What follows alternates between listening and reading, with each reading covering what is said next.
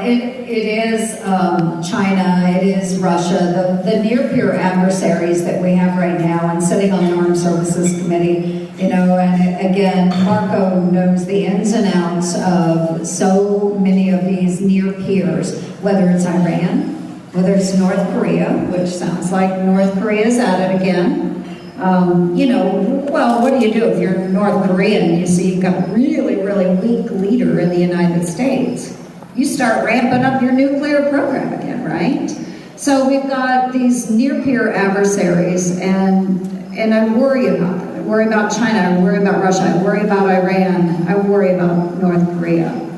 But with what has happened in Afghanistan, we can never, ever take our eyes off of the threat that is posed by the violent extremist organizations that still exist around the globe.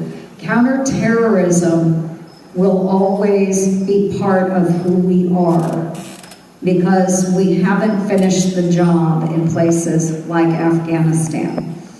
President Ghani was in Washington, D.C. a couple months ago, and he sat down with a few of us. And one of his senior advisors in our discussion had said, you Americans talk about eliminating the threat of the violent extremist organizations in Afghanistan. And he said, they are all still there. They are all still there.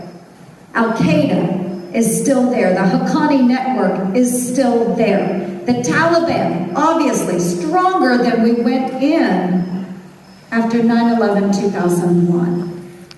ISIS-K is there. And there are probably 67 other violent extremist organizations, not as powerful as the others, but they exist. And they have spread around the globe.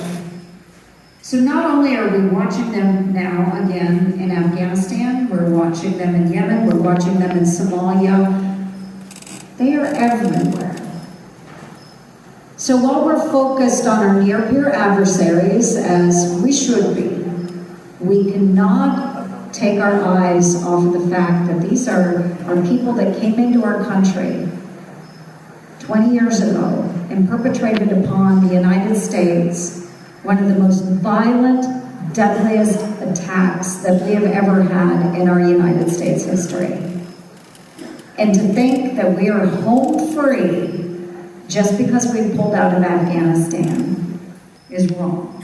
So that's what keeps me up at night, is that while we have to focus on some of these bigger threats that are out there, we still have these small cells that can do an extreme amount of damage, and that keeps me up at night. So we've got to be clear-eyed, folks.